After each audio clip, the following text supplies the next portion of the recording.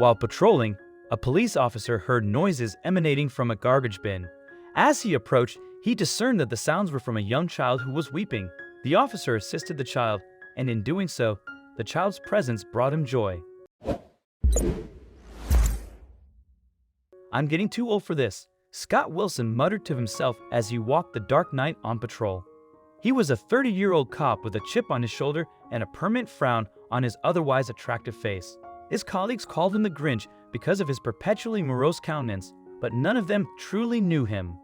Wilson had been transferred to the suburbs a month after he hunted down the serial killer who took the life of his wife and child. Of course, his supervisors kept it hush-hush because they also needed the killer put down for killing so many people.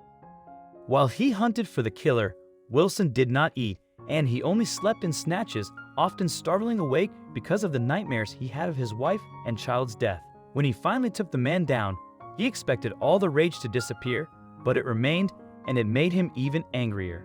His saving grace was that he knew how to bury it deep within himself. Still, his supervisor had decided that sometime in the suburbs, away from the city he lost his family, would do him some good, so he was transferred despite his pleas against it. "I'm perfectly fine right here, Captain," he'd said. "I just need to be able to do my work and keep my mind off what happened. And that's why I have you transferred to the suburbs where things are less chaotic," the captain had replied. "You could lose your life if you're caught off guard on patrol, and I will not risk the life of one of my best. Take some time and return feeling better." That was how Wilson ended up in the quaint town he now lived. The place was truly serene. The worst he had been called to had to do with a cat stuck in a tree. The cat owners had called it a catastrophe, and he had almost cracked a smile. As he breathed in the gentle breeze, he had to admit that the quiet countryside did a lot to distract him from the negative emotions imbued within him. During his night shift, a police officer made a pit stop at a fast food restaurant and purchased a few donuts and a large cup of coffee. While on the move, he consumed his meal, and when he diverted from his patrol route to dispose of his trash on a back street, he heard an unusual noise coming from the direction of the garbage cans. The sound immediately heightened the seasoned officer's sense of caution. "Who's there?" he asked, his hand slowly reaching for his firearm. "I said who is there?" he growled again. Then he heard a sob. It sounded like a little girl.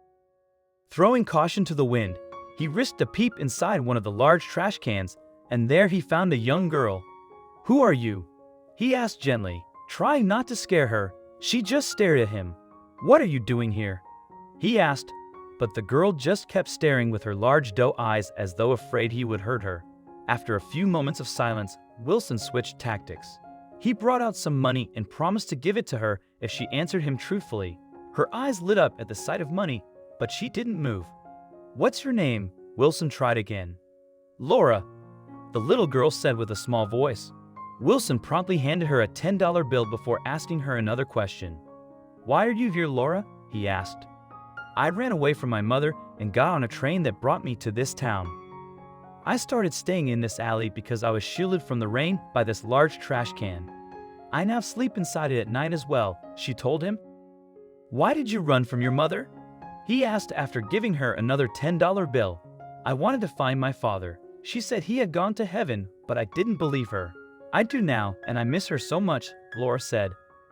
Wilson talked her into going to the police station with him the following day, and he made sure she was returned to her mother, who was glad to see her daughter after looking for her everywhere.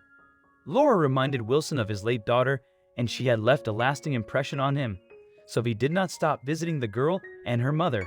Unfortunately, Laura fell sick shortly after and would have died had he not helped her. Each time he went, he would buy some groceries and drugs and leave them some cash to assist them. He wanted nothing to happen to the child. For a few weeks after, Wilson wasn't able to visit because he was transferred back to the city, and when he finally had the chance to return to visit, Laura was gone. Wilson was apprehensive that Laura, whom he had been assisting, might have succumbed to her illness while he was away. When he encountered a mutual acquaintance of her mother, he was almost moved to tears. The woman, however, reassured him that Laura had recuperated and resumed attending school.